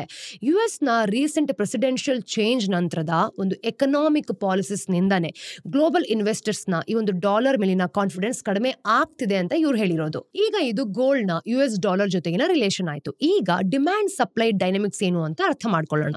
ಯಾವುದೇ ಪ್ರೊಡ್ಯೂಸ್ಡ್ ಕಮಾಡಿಟಿ ತರದ ಡಿಮ್ಯಾಂಡ್ ಅಂಡ್ ಸಪ್ಲೈ ಫೋರ್ಸಸ್ ನೀವು ನೋಡೋದಾದ್ರೆ ಗೋಲ್ಡ್ ನ ಪ್ರೈಸ್ ಏನಿರುತ್ತೆ ಅದನ್ನ ಅದು ಅವಾಗವಾಗ ಹಾಳ್ ಮಾಡುತ್ತೆ. ಆದ್ರೆ ಗೋಲ್ಡ್ ಜೊತೆ ಒಂದು ಇಂಟ್ರೆಸ್ಟಿಂಗ್ ವಿಷಯ ನೋಡಕ್ಕೆ ಸಿಗತ್ತೆ. ಪ್ರತಿ ವರ್ಷ ಈ ಒಂದು ಚಿನ್ನದ ಅಡಿಷನಲ್ ಸಪ್ಲೈ ಏನಿರುತ್ತೆ ಅದು ಟೋಟಲ್ ಸ್ಟಾಕ್ಸ್ಗೆ ನೀವೇನಾದ್ರೂ ಕಂಪೇರ್ ಮಾಡಿದ್ರೆ ಎಷ್ಟು ಕಡಿಮೆ ಇರುತ್ತೆ ಅಂತಂದ್ರೆ ಪ್ರೊಡಕ್ಷನ್ ಲೆವೆಲ್ ಬದಲು ಮಾರ್ಕೆಟ್ ಸೆಂಟಿಮೆಂಟ್ಸ್ ಮತ್ತೆ ಗೋಲ್ಡ್ ಪ್ರೈಸಸ್ ಕೂಡ ಇವು ಡಿಸೈಡ್ ಮಾಡುತ್ತೆ. Annual mine production total above ground gold stock ಗೆ ಸುಮಾರು 2-3% ಆಡ್ ಮಾಡುತ್ತೆ. Very simple. World gold council ಪ್ರಕಾರ 1 ಔನ್ಸ್ ಅಥವಾ 28 ಗ್ರಾಮ್ಸ್ ನ ಗೋಲ್ಡ್ ನಗೆಟ್ ಏನಿರುತ್ತೆ ಅದು ಸಿಗೋದು 5 ಕ್ಯಾರೆಟ್ ಡೈಮಂಡ್ ಸಿಗೋದಕ್ಕಿಂತನೂ ಕೂಡ ಹೆಚ್ಚು ರೇರ್ ಅಂತ ಹೇಳ್ತಿರೋದು. ಆದ್ರೂ ಡಿಸ್ಕವರೀಸ್ ನ ನೀವು ನೋಡೋದಾದ್ರೆ ಟೆಕ್ನಾಲಜಿಕಲ್ ಅಡ್ವಾನ್ಸಸ್ ಮತ್ತೆ ರೆಗ್ಯುಲೇಟರಿ ಒಂದು ಕಾನ್ಸ್ಟೆಂಟ್ಸ್ ಏನೆಲ್ಲ ಇರುತ್ತೆ ಇದರಿಂದ ಪ್ರೊಡಕ್ಷನ್ ಲೆವೆಲ್ಸ್ ನ ಒಂದು ಚೇಂಜಸ್ ಏನಿರುತ್ತೆ ಅದು ಇಂಪ್ಯಾಕ್ಟ್ ಆಗುತ್ತೆ. ಈಗ ಗೋಲ್ಡ್ ಸಪ್ಲೈ ಬಗ್ಗೆ ನಾವು ಮಾತಾಡಿದ್ರೆ ವರ್ಲ್ಡ್ ಗೋಲ್ಡ್ ಕೌನ್ಸಿಲ್ ಪ್ರಕಾರ 75% ಗೋಲ್ಡ್ ಮೈನಿಂಗ್ ನಿಂದಾನೇ ಬರುತ್ತೆ, ಮತ್ತೆ 25% ರೀಸೈಕ್ಲಿಂಗ್ ನಿಂದ ಬರುತ್ತೆ. ಪ್ರತಿ ವರ್ಷ ಸುಮಾರು 3500 ಟನ್ ಗೋಲ್ಡ್ ಮೈನ್ ಮಾಡ್ತಾರೆ ಗೊತ್ತಾ, ಅಂದ್ರೆ ಗಣಿಗಾರಿಕೆಯಿಂದ ಮಾಡೋದು ಅಂತ. ಸುಮಾರು 40 ವರ್ಷಗಳ ಹಿಂದೆ ಸೌತ್ ಆಫ್ರಿಕಾ ಈ ಒಂದು ಗ್ಲೋಬಲ್ ಗೋಲ್ಡ್ ಸಪ್ಲೈನ ಡಾಮಿನೇಟ್ ಮಾಡ್ತಿತ್ತು. ಆದ್ರೆ ಇವತ್ತು ಸಪ್ಲೈ ಏನಿದೆ ಸ್ವಲ್ಪ ಡೈವರ್ಸಿಫೈ ಆಗೋಗಿದೆ. ಚೈನಾ, ರಷ್ಯಾ, ಆಸ್ಟ್ರೇಲಿಯಾ, ಕೆನಡಾ ಮತ್ತೆ ಅಮೆರಿಕದ ಟಾಪ್ 5 ಗೋಲ್ಡ್ ಪ್ರೊಡ್ಯೂಸರ್ ಆಗಿ ಇವರಿರೋದು. ಇಂಟ್ರೆಸ್ಟಿಂಗ್ಲಿ ಏನಾಗ್ತಿದೆ, ಕೆಲವು ದೇಶಗಳು ಅಂದ್ರೆ ಈ ಒಂದು ಗೋಲ್ಡ್ ಮಾಡೋದ್ರಲ್ಲಿ ಮುಂದೆನೆ ಬರ್ತಿಲ್ಲ, ಆದ್ರೆ ಕೆಲವು ದೇಶಗಳು ಗೋಲ್ಡ್ ಅನ್ನ ಪ್ರೊಡ್ಯೂಸ್ ಮಾಡ್ತಿದೆ. ಆದ್ರೆ ಅವುಗಳ ಒಂದು ಡೊಮೆಸ್ಟಿಕ್ ಮಾರ್ಕೆಟ್ಸ್ ಗಳು ಕೂಡ ತುಂಬಾ ಚಿಕ್ಕದಾಗಿದೆ. ಫಾರ್ ಎಕ್ಸಾಂಪಲ್ ಅಂದ್ರೆ ಇಲ್ಲಿ ನಮ್ಗೆ ಏನ್ ಅರ್ಥ ಆಗೋದು, ಕಜಕಸ್ತಾನ್ ಹಾಗೆ ಉಜ್ಬೇಕಿಸ್ತಾನ್ ಜೊತೆಗೆ ಆಸ್ಟ್ರೇಲಿಯಾ ಇವು ತಮ್ಮ ಒಂದು ಗೋಲ್ಡ್ ನ ಮೆಜಾರಿಟಿ ಎಕ್ಸ್ಪೋರ್ಟ್ ಮಾಡುತ್ತೆ. ಇನ್ನೊಂದ್ ಕಡೆ ನಾವು ನೋಡೋದಾದ್ರೆ ಅತಿ ದೊಡ್ಡ ಗೋಲ್ಡ್ ಪ್ರೊಡ್ಯೂಸರ್ ಆದ ಚೈನಾ ಡೊಮೆಸ್ಟಿಕ್ ಡಿಮ್ಯಾಂಡ್ ಅನ್ನ ಬಹಳ ಜಾಸ್ತಿ ಇಟ್ಕೊಂಡಿದೆ. ಸೊ ಅತಿ ದೊಡ್ಡ ಗೋಲ್ಡ್ ಪ್ರೊಡ್ಯೂಸರ್ ಆಗಿದ್ರೂ ಕೂಡ ಚೈನಾ ಬಹಳ ಕಡಿಮೆಯ ಅಂದ್ರೆ ಗೋಲ್ಡ್ ಎಕ್ಸ್ಪೋರ್ಟ್ ಮಾಡುತ್ತೆ, ಬೇರೆ ದೇಶಕ್ಕೆ ಕಳ್ಸತ್ತೆ ಅಂತ. ಈಗ ಈ ಗೋಲ್ಡ್ ನ ಡಿಮ್ಯಾಂಡ್ ಇರುತ್ತೆ ಗೊತ್ತಾ, ಅದನ್ನ ಅರ್ಥ ಮಾಡ್ಕೊಳ್ಳೋಣ. ಇದು 4 ಮೇಜರ್ ಸೋರ್ಸ್ ಇಂದ ಬರುತ್ತೆ. ಕನ್ಸ್ಯೂಮರ್ಸ್, ಸೆಂಟ್ರಲ್ ಬ್ಯಾಂಕ್ಸ್, ಟೆಕ್ನಾಲಜಿ ಮತ್ತೆ ಇನ್ವೆಸ್ಟ್ಮೆಂಟ್. ಸದ್ಯಕ್ಕೆ ಕನ್ಸ್ಯೂಮರ್ ಡಿಮ್ಯಾಂಡ್ ಮತ್ತೆ ಸೆಂಟ್ರಲ್ ಬ್ಯಾಂಕ್ ಪರ್ಚೇಸಸ್ ನ ಅರ್ಥ ಮಾಡ್ಕೊಳ್ತಿದ್ದೀವಿ. ರೀಸೆಂಟ್ ಆದ ಒಂದು ಗೋಲ್ಡ್ ಪ್ರೈಸ್ ಸ್ಪೈಕ್ಸ್ಗೆ ನೀವು ನೋಡೋದಾದ್ರೆ ಇವುಗಳು ಕಾಂಟ್ರಿಬ್ಯೂಟ್ ಮಾಡ್ತಾ ಇದೆ. ಹಾಗಿದ್ರೆ ಈ 4 ಸೋರ್ಸ್ ಅನ್ನ ನಾವು ಅರ್ಥ ಮಾಡ್ಕೊಳ್ಳೋಣ. ಮೊದಲಿಗೆ consumer demand. Jewellery global gold consumption ನ ಅತಿ ದೊಡ್ಡ ಡ್ರೈವರ್ ಅಲ್ವಾ. ಇದು ಆನ್ಯುವಲ್ ಡಿಮ್ಯಾಂಡ್ ನಲ್ಲಿ 50% ಕಾಂಟ್ರಿಬ್ಯೂಟ್ ಮಾಡುತ್ತೆ. ಕಲ್ಚರಲ್ ಮತ್ತೆ ಎಕನಾಮಿಕ್ ಬಿಹೇವಿಯರ್ ನಿಂದ ನೀವು ನೋಡೋದಾದ್ರೆ ಈ ಒಂದು ಟ್ರೆಂಡ್ ಇಂಡಿಯಾ ಮತ್ತೆ ಚೈನಾದಲ್ಲಿ ಸ್ಟ್ರಾಂಗ್ ಆಗಿದೆ ಅಂತ ಗೊತ್ತಾಗುತ್ತೆ. ಇಲ್ಲಿ ಜ್ಯುವೆಲರಿ ಒಂದು ಆಕ್ಸೆಸರಿ ಮತ್ತೆ ಸ್ಟೋರ್ ಆಫ್ ವೆಲ್ತ್ ಅಂತ ಹೇಳ್ಬೋದು. ಎರಡು ರೀತಿಯಲ್ಲೂ ಕೂಡ ನೋಡ್ತೀವಿ. ಚಿನ್ನ ಮನೇಲಿತ್ತು ಅಂತಂದ್ರೆ ಯಾರು ಕೂಡ ಭಯ ಬೀಳಲ್ಲ, ಯಾಕಂದ್ರೆ ಕಷ್ಟದ ಸಮಯದಲ್ಲಿ ಹೋಗಿ ಅಡ್ಬಿಡ್ಬೋದು ಅಂತ. ಈ ಕಲ್ಚರಲ್ ಟ್ರೆಡಿಷನ್ಸ್ ನಿಂದಾನೇ ಮಾರ್ಕೆಟ್ ನಲ್ಲಿ ಒಂದು ಪ್ರೆಡಿಕ್ಟಬಲ್ ಡಿಮ್ಯಾಂಡ್ ಪ್ಯಾಟರ್ನ್ಸ್ ಕೂಡ ಕಾಣ್ತಾ ಇದೆ. ಫಾರ್ ಎಕ್ಸಾಂಪಲ್, ಈಗ ನಮ್ಮ ದೇಶದಲ್ಲಿ ಒಂದು ವೆಡ್ಡಿಂಗ್ ಸೀಸನ್ ಬರುತ್ತೆ ಅಂತ ಅನ್ಕೊಳ್ಳೋಣ. ಹಾಗೆ ಚೈನಾದ ಒಂದು ನ್ಯೂ ಇಯರ್ ಸಮಯದಲ್ಲಿ ಜಾಸ್ತಿ ಡಿಮ್ಯಾಂಡ್ ಆಗುತ್ತೆ ಚಿನ್ನಾಗೆ. ಕರೆಂಟ್ ಗ್ಲೋಬಲ್ ರ್ಯಾಲಿನ ನೀವು ನೋಡೋದಾದ್ರೆ ನಮ್ಮ ದೇಶದಲ್ಲಿ ಹಬ್ಬಗಳ ಸುರಿಮಳೆಯ ಒಂದು ಸೀಸನ್ ಜೊತೆ ನಡೀತಾ ಇದೆ. ನವರಾತ್ರಿ ಮತ್ತೆ ದೀಪಾವಳಿಯ ಒಂದು ರಿಲೇಟೆಡ್ ಗೋಲ್ಡ್ ಬೈಯಿಂಗ್ ಏನಿರುತ್ತೆ ಅದರ ಒಂದು ಟ್ರೆಂಡ್ಸ್ ಇಂದಾಗಿ ಒಂದು ದೇಶೀಯ ಗೋಲ್ಡ್ ಪ್ರೈಸಸ್ ನಲ್ಲಿ ಸ್ಟ್ರಾಂಗ್ ಮೊಮೆಂಟಮ್ ಬಿಲ್ಡ್ ಆಗ್ತಾ ಇರೋದು. ಈ ಒಂದು ಹಬ್ಬದ ಸೀಸನ್ ನಿಂದ ಡಿಮ್ಯಾಂಡ್ ಜಾಸ್ತಿ ಆಗ್ತಿದ್ಯಾ. ಆಗಸ್ಟ್ 2025ರಲ್ಲಿ ಇಂಡಿಯಾದ ಗೋಲ್ಡ್ ಇಂಪೋರ್ಟ್ಸ್ ನೀವು ನೋಡೋದಾದ್ರೆ ಮಂತ್ ಆನ್ ಮಂತ್ 37% ಹೆಚ್ಚಾಗಿ $5.2 ಬಿಲಿಯನ್ ತಲುಪಿದೆ. ಇದು ಲಾಸ್ಟ್ 9 ಮಂತ್ಸ್ ನ ಅಂದ್ರೆ 9 ತಿಂಗಳ ಒಂದು ಹೈಯೆಸ್ಟ್ ಪ್ರೈಸ್ ಅಂತ ಹೇಳ್ಬೋದು. ಇನ್ನೊಂದ್ ಕಡೆ ಗ್ಲೋಬಲ್ ಸ್ಕೇಲ್ ನಲ್ಲಿ ಜಿಯೋಪಾಲಿಟಿಕಲ್ ಈ ಒಂದು ಇನ್ಸ್ಟೆಬಿಲಿಟಿಯಿಂದಾಗಿ ಗೋಲ್ಡ್ ನ ಡಿಮ್ಯಾಂಡ್ ಕೂಡ ಹೆಚ್ಚಾಗ್ತಿರೋದು. 2025ರ ಗೋಲ್ಡ್ ಪ್ರೈಸ್ ಹೈಕ್ಸ್ ನಲ್ಲಿ ಜಿಯೋಪಾಲಿಟಿಕಲ್ ಟೆನ್ಷನ್ಸ್ ನ ಒಂದು ಬಹಳ ದೊಡ್ಡ ರೋಲ್ ಇದೆ. ಯಾವಾಗ ಜಿಯೋಪಾಲಿಟಿಕಲ್ ಟೆನ್ಷನ್ಸ್ ನಿಂದ ಎಕನಾಮೀಸ್ ಅಲ್ಲಿ ಈ ಒಂದು ಅನ್ಸ್ಟೆಬಿಲಿಟಿ ಮತ್ತೆ ಅನ್ಸರ್ಟನಿಟೀಸ್ ಜಾಸ್ತಿ ಆಗುತ್ತೋ ಆಗ ಇನ್ವೆಸ್ಟರ್ಸ್ ಏನ್ ಮಾಡ್ತಾರೆ, ಗೋಲ್ಡ್ ಅನ್ನ ಒಂದು ಸೇಫ್ ಆಗಿರೋ ಇನ್ವೆಸ್ಟ್ಮೆಂಟ್ ಅಂತ ಅನ್ಕೊಳ್ತಾರೆ, ಸ್ವರ್ಗ ಅಂತ ಅನ್ಕೊಂಡು ಟ್ರೀಟ್ ಮಾಡ್ತಾರೆ, ಅಲ್ಲಿ ಇನ್ವೆಸ್ಟ್ ಮಾಡ್ತಾರೆ. ವರ್ಲ್ಡ್ ಗೋಲ್ಡ್ ಕೌನ್ಸಿಲ್ ಪ್ರಕಾರ ಅಂದ್ರೆ ಈ ಒಂದು 2025ರ ಹಿಂದಿನ ಭಾಗದಲ್ಲಿ ಅಥವಾ ಅರ್ಲಿ ಸ್ಟೇಜ್ ಅಂತ ಹೇಳ್ಬೋದು, ಗೋಲ್ಡ್ ETFs ನಲ್ಲಿ ಮಂತ್ಲಿ ಇನ್ಫ್ಲೋಸ್ ಹೆಚ್ಚಾಗಿದೆ. ಇವು 2021ರ ನಂತರ ಕೆಲವು ಹೈಯೆಸ್ಟ್ ಲೆವೆಲ್ಸ್ ಅಂತ ಗೊತ್ತಾಗೋದು. ಆಗಸ್ಟ್ 2025ರಲ್ಲಿ global gold ETFs holding 53 tons ಅಷ್ಟು ಹೆಚ್ಚಾಗಿರೋದು 3692 ಟನ್ಸ್ ತಲುಪಿದೆ ಅಂತ. ಹಾಗೆ ಇಂಡಿಯಾದಲ್ಲೂ ಕೂಡ ಆಗಸ್ಟ್ ಇಂದ ನೋಡೋದಾದ್ರೆ ಇನ್ಫ್ಲೋಸ್ಗಳು ಹೆಚ್ಚಾಗಿ ಗೋಲ್ಡ್ ETFs ನ ಅಸೆಟ್ ಅಂಡರ್ ಮ್ಯಾನೇಜ್ಮೆಂಟ್ $724 ಬಿಲಿಯನ್ ಅನ್ನ ತಲುಪಿರೋದು. ಅಮೆರಿಕ ಮತ್ತೆ ಚೈನಾದಲ್ಲೂ ಕೂಡ ಟ್ರೇಡ್ ಡಿಸ್ಪ್ಯೂಟ್ಸ್ ಮತ್ತೆ ತೈವಾನ್ಗೆ ರಿಲೇಟೆಡ್ ಆಗಿರೋ ಟೆನ್ಷನ್ಸ್ಗಳು ಹೆಚ್ಚಾಗ್ತಾ ಇದೆ. ರಷ್ಯಾ ಯುಕ್ರೇನ್ ಕಾನ್ಫ್ಲಿಕ್ಟ್ಸ್ ನಿಂದ ಯುರೋಪಿಯನ್ ಎನರ್ಜಿ ಚೈನ್ಸ್ಗಳು, ಇನ್ಫ್ಲೇಷನ್ ಡೈನಮಿಕ್ಸ್ ಮತ್ತೆ ಸಪ್ಲೈ ಚೈನ್ಸ್ ಮೇಲೆ ಇಂಪ್ಯಾಕ್ಟ್ ಆಗಿದೆ ಕೂಡ. ಈ ಟೆನ್ಷನ್ಸ್ ನಿಂದ ಏನಾಗುತ್ತೆ, ಇನ್ವೆಸ್ಟರ್ಸ್ ನಲ್ಲಿ ಒಂದು ಕಾನ್ಫಿಡೆನ್ಸ್ ಕಮ್ಮಿ ಆಗಿ ಅವ್ರಿಗೆ ಟೆನ್ಷನ್ ಜಾಸ್ತಿ ಆಗುತ್ತೆ. ಹಾಗೆ ಅವ್ರು ಏನ್ ಮಾಡ್ತಾರೆ, ಯಾವ ಒಂದು ಸೇಫ್ ಆಗಿರೋ ಅಸೆಟ್ ಮೇಲೆ ನಾವು ಇನ್ವೆಸ್ಟ್ ಮಾಡಬೇಕು ಅಂತ ನೋಡ್ಕೊಳ್ತಾರೆ. ಸೊ ಗೋಲ್ಡ್ ನ ಟ್ರೆಡಿಷನಲ್ ಸ್ಟೋರ್ ಆಫ್ ವ್ಯಾಲ್ಯೂ ನಿಂದ ಇನ್ವೆಸ್ಟರ್ಸ್ ಈ ಒಂದು ಇನ್ಸ್ಟೆಬಿಲಿಟಿಯಿಂದ ತಪ್ಪಿಸ್ಕೊಳ್ಬೇಕು ಅಂತ ಈ ಒಂದು ಗೋಲ್ಡ್ ಮೇಲೆ ಇನ್ವೆಸ್ಟ್ ಮಾಡ್ತೀವಿ ಅಂತ ಪ್ರಿಫರ್ ಮಾಡ್ತಾರೆ. ಇದರಿಂದ ಡಿಮ್ಯಾಂಡ್ ನಲ್ಲಿ ಗ್ರೋತ್ ಬರ್ತಾ ಇದೆ. ಈ ಡಿಮ್ಯಾಂಡ್ ಜೊತೆಗೆ ಲಿಮಿಟೆಡ್ ಸಪ್ಲೈ ಇಂದನೂ ಕೂಡ ಗೋಲ್ಡ್ ಪ್ರೈಸಸ್ ನಲ್ಲಿ ಒಂದು ಸ್ಟ್ರಾಂಗ್ ಆಗಿರೋ ರ್ಯಾಲಿನೂ ಕೂಡ ಇದೆ. ಈ ರ್ಯಾಲಿ ಕೇವಲ ಗೋಲ್ಡ್ ನಲ್ಲಿ ಮಾತ್ರ ಅಲ್ಲ, ಪ್ಲಾಟಿನಂ ಮತ್ತೆ ಸಿಲ್ವರ್ ತರದ ಮೆಟಲ್ಸ್ ಮೇಲೂ ಕೂಡ ಜಾಸ್ತಿ ಆಗ್ತಿದೆ ಅಂತ ಹೇಳ್ಬೋದು. ಸೆಂಟ್ರಲ್ ಬ್ಯಾಂಕ್ಸ್ ಕೂಡ ತಮ್ಮ ಒಂದು ಫಾರಿನ್ ರಿಸರ್ವ್ ಪೋರ್ಟ್ಫೋಲಿಯೋದಲ್ಲಿ ಗೋಲ್ಡ್ ಹೋಲ್ಡ್ ಮಾಡತ್ತೆ. ಯಾಕೆ ಅಂತಂದ್ರೆ ಇದು ಒಂದು ರಿಲೇಟಿವ್ಲಿ ಲೋ ರಿಸ್ಕ್ ಅಸೆಟ್ ಅಂತ. ಟ್ರೆಡಿಷನಲಿ ಯಾವಾಗ ಗೋಲ್ಡ್ ಪ್ರೈಸಸ್ ಹೆಚ್ಚಾಗುತ್ತೋ ಆಗ ಸೆಂಟ್ರಲ್ ಬ್ಯಾಂಕ್ಸ್ ತಮ್ಮ ಒಂದು ಗೋಲ್ಡ್ ಪರ್ಚೇಸಸ್ ಅನ್ನ ಕಡಿಮೆ ಮಾಡುತ್ತೆ. ವರ್ಲ್ಡ್ ಗೋಲ್ಡ್ ಕೌನ್ಸಿಲ್ ಪ್ರಕಾರ ಅಂದ್ರೆ ಈ ಒಂದು ಗ್ಲೋಬಲ್ ಸೆಂಟ್ರಲ್ ಬ್ಯಾಂಕ್ಸ್ ಜುಲೈ 2025ರಲ್ಲಿ 10 ಟರ್ನ್ಸ್ ನೆಟ್ ಗೋಲ್ಡ್ ಅನ್ನ ಪರ್ಚೇಸ್ ಮಾಡಿದೆ. United Nations agency for trade and development ಹಾಗೆ ಗ್ಲೋಬಲ್ ಟ್ರೇಡ್ ಅಪ್ಡೇಟ್ಸ್ ನಲ್ಲಿ ಈ ಒಂದು ಪರ್ಚೇಸ್ ಏನ್ ಮಾಡ್ತಾರೆ ಅದ್ರ ಬಗ್ಗೆನೂ ಕೂಡ ಹೇಳಿದ್ದಾರೆ. ಅವ್ರು ಹೇಳೋ ಪ್ರಕಾರ ಸಿಚುವೇಶನ್ಸ್ ಏನೋ ಬೇರೆ ಇದೆ, ಆದ್ರೆ ಇದರಲ್ಲಿ ಅನ್ಸರ್ಟಿನಿಟಿ ಇದ್ರೂ ಕೂಡ ಒಂದು ಸಿಸ್ಟಮೆಟಿಕ್ ಫ್ಯಾಕ್ಟರ್ ಇದೆ ಅಂತ ಅವರು ಕ್ಲಿಯರ್ ಆಗಿ ಹೇಳಿರೋದು. ಚೈನಾದ ಸೆಂಟ್ರಲ್ ಬ್ಯಾಂಕ್ 2023ರಿಂದ ಅಗ್ರೆಸಿವ್ ಆಗಿ ನೋಡಿದ್ರು ಕೂಡ ಗೋಲ್ಡ್ ಅನ್ನ ಪರ್ಚೇಸ್ ಮಾಡ್ತಿದ್ದಾರೆ. ಇನ್ನು ದೇಶದ ಡಾಲರ್ಸ್ ಮೇಲಿನ ಡಿಪೆಂಡೆನ್ಸಿ ಕಡಿಮೆ ಆಗ್ಲಿ ಅಂತ. ಇನ್ನು ಗೋಲ್ಡ್ ಸೆಂಟ್ರಲ್ ಬ್ಯಾಂಕ್ಸ್ ನಲ್ಲಿ ಇವರು 2ನೇ ಸ್ಥಾನವನ್ನ ಗಳಿಸಿದ್ದಾರೆ, ಅಂದ್ರೆ ತಮ್ಮ ಒಂದು ರಿಸರ್ವ್ ಆಗಿರೋ ಅಸೆಟ್ ನ ಇಟ್ಟಿರೋದಕ್ಕೆ. ಇದು ಯೂರೋ ಅನ್ನು ಕೂಡ ಓವರ್ಟೇಕ್ ಮಾಡ್ತಿದೆ. ಹಾಗೆ US ಡಾಲರ್ ಕೆಳಗಿಳಿದಿದೆ ಕೂಡ. ಸುಮಾರು 30 ವರ್ಷದಲ್ಲಿ ಮೊದಲ ಬಾರಿಗೆ ಗೋಲ್ಡ್ US ಟ್ರೆಷರಿ ಸೆಕ್ಯೂರಿಟೀಸ್ ಏನಿದೆ ಅದರ ಬದಲು ಸೆಂಟ್ರಲ್ ಬ್ಯಾಂಕ್ ರಿಸರ್ವ್ಸ್ ನ ಒಂದು ದೊಡ್ಡ ರಿಸರ್ವ್ ಆಗಿದೆ ಅಂತ ಹೇಳ್ಬೋದು. ಯುರೋಪಿಯನ್ ಸೆಂಟ್ರಲ್ ಬ್ಯಾಂಕ್ ಒಂದು ರಿಪೋರ್ಟ್ ಪ್ರಕಾರ ಗ್ಲೋಬಲಿ ಸೆಂಟ್ರಲ್ ಬ್ಯಾಂಕ್ಸ್ ಈಗ ಸುಮಾರು 36,000 ಮೆಟ್ರಿಕ್ ಟನ್ಸ್ ಗೋಲ್ಡ್ ಅನ್ನ ಹೋಲ್ಡ್ ಮಾಡ್ತಿದ್ಯಂತೆ. ನೋಡಿ, ಚಿನ್ನದ ಬಗ್ಗೆ ಪ್ರತಿಯೊಬ್ಬರಿಗೂ ಕೂಡ ಬೇಕಾದಷ್ಟು ಎಕ್ಸೈಟ್ಮೆಂಟ್ ಇದ್ರೂ ಎಕ್ಸ್ಪರ್ಟ್ಸ್ ಗೋಲ್ಡ್ ಅನ್ನ ಏನ್ ಹೇಳ್ತಾರೆ, ತನ್ನ 1970s ಅಥವಾ 1980s ನ ಡಾಮಿನೆಂಟ್ ಪೊಸಿಷನ್ಸ್ಗೆ ಬಹಳ ತಲುಪೋದೇ ಇಲ್ಲ ಅಂತ ನಂಬ್ತಾರೆ. ಆಗ gold global reserve holdings 75% represent ಮಾಡ್ತಿತ್ತು. ಆದ್ರೆ ಈಗ ಖಂಡಿತವಾಗ್ಲೂ ಕೂಡ ಅದಾಗಲ್ಲ. ಯಾಕಂದ್ರೆ ಚಿನ್ನದ ಬೆಲೆ ದಿನೇ ದಿನೇ ಹೆಚ್ಚಾಗ್ತಿದೆ. ಕಡಿಮೆ ಆದ್ರೆ ಎಲ್ಲೋ 0.1% ಅಷ್ಟು ಕಡಿಮೆ ಆಗ್ಬೋದು, ಆದ್ರೆ ಜಾಸ್ತಿ ಕಡಿಮೆ ಆಗೋದೇ ಇಲ್ಲ. ಈ ಸ್ಟೋರಿ ಕೇಳಾದ್ಮೇಲೆ ಸ್ವಲ್ಪ ಟೆಕ್ನಿಕಲ್ ಅನ್ಸುತ್ತೆ, ಆದ್ರೂ ಕೂಡ ಈ ಡೀಪ್ ಸ್ಟಡಿನ ನೀವು ನೋಡ್ಕೊಂಡು ಬಂದಾದ್ಮೇಲೆ ನಿಮ್ಗೆ ಏನ್ ಅನ್ಸುತ್ತೆ? ಗೋಲ್ಡ್ ಪ್ರೈಸಸ್ ನ ಈ ರ್ಯಾಲಿ ತನ್ನ ಒಂದು ಪೀಕ್ ಅನ್ನ ತಲುಪ್ತಿದ್ಯಾ ಅಥವಾ ಕೇವಲ ಒಂದು ಶುರುವಾತು ಅಷ್ಟೇನಾ? ನಿಮ್ಮ ವ್ಯೂಸ್ ಮತ್ತೆ ಒಪಿನಿಯನ್ಸ್ ಏನು ಅನ್ನೋದನ್ನ ಕಮೆಂಟ್ ಸೆಕ್ಷನ್ ಅಲ್ಲಿ ತಿಳಿಸಿ. ಹಾಗೆ ಮುಂದೆ ಯಾವ ಟಾಪಿಕ್ ಬಗ್ಗೆ ವಿಡಿಯೋ ಬೇಕು ಅನ್ನೋದನ್ನು ಕೂಡ ನೀವು ನಮಗೆ ತಿಳಿಸ್ಕೊಡ್ಬೋದು. ಮತ್ತಷ್ಟು ಇನ್ಫಾರ್ಮೇಟಿವ್ ವಿಡಿಯೋಸ್ ಒಂದಿಗೆ ನಾನು ನಿಮಗೆ ಮುಂದಿನ ಡೈಲಿ ಬ್ರೀಫ್ ಅಲ್ಲಿ ಸಿಗ್ತೀನಿ. ಅಲ್ಲಿ ತನಕ ಟೇಕ್ ಕೇರ್. ನಾನು ನಿಮ್ಮ ಚಂದನ, ಸೈನಿಂಗ್ ಆಫ್.